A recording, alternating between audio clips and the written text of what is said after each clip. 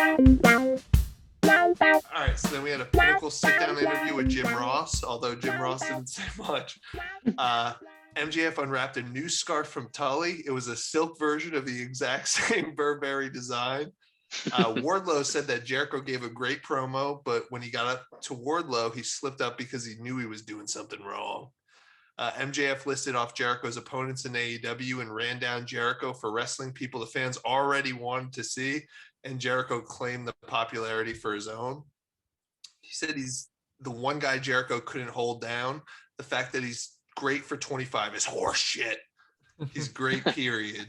He said he already beat Jericho, so he's better than him, and he knows it. He said that Jericho was right, that he's a mark. He's not a mark for Jericho. He's a mark for Jericho's spot, and on May 5th, he'll take it. When you're in the Pinnacle, you're always on top.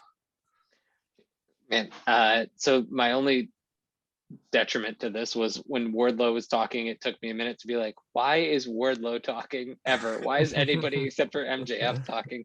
But he actually got to the point pretty quick there when he said, oh, and you tripped up when you got to me, which I appreciated them pointing out.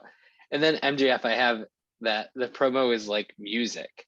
The way he was delivering it and the rhythm and the way he works the catchphrases in, and it seems pretty, you know, you can't tell 3 sentences before that he's trying to get to the catchphrase, but right before you're like, oh, to the point where you could chant it with him when he is about to say it. Yeah. I mean, I'm thinking about Return to Arena and how it's going to be so cool to be able to be like, and you know it, you know. Yeah, this is good.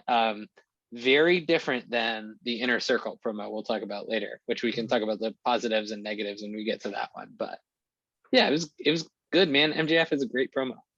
Yeah, no, it was definitely a great promo. I enjoyed when like Wardlow made sense about like, yeah, they tripped up last time, and then like they made it into a thing as in like, yeah, you should be nervous when talking about me. No, I was like, that was great. I even liked, you know what MJF does really well is like he's supposed to be like kind of like a heel, but like a lot of things he says, he does make it believable and it makes sense. Like sometimes I feel like with heels, they'll just say the most outlandish thing, like make fun of your sports team and just say something stupid to the point of like, that doesn't even make sense. You're just saying it just so people boo. Like I get Cheap that. Heat, right? Cheap Heat. Yeah. Wait, yeah. my favorite one is when I think Nikki Bella said to Brie Bella, I wish you'd have died in the womb. Yeah. And I'm like, you gotta be kidding me. You guys were just feuding for like 2 weeks. Why are you that mad at each other? You know, I was just like, you guys were just like just buddies at one point. But like he emphasized on like he like when Chris Jericho was calling himself, he's like a star maker when he's like wrestling guys like Adam Page, Cody Omega, and then MJF just started doubling down saying, you know what, like people already wanted to see them, like that was like who we wanted to push in front, so you're just riding the coattails off them. Like we get it, that's like a heel thing to say, but it makes sense of why you should say it. Yeah, and we got a continuation of that in Jericho's promo. He kind of delved into some real stuff. I just hope they don't get a little too meta with some of these things, because they're almost getting into like, I'm better at cutting promos, not in a wrestling sense, but in a like as like a fake thing. The blogs will rate my promo better than your promo. 100%. Keep it on the TV. Like only care about what's like being shown. Just to build on that is when they keep saying like, oh, you cut a great promo, like even saying that is weird.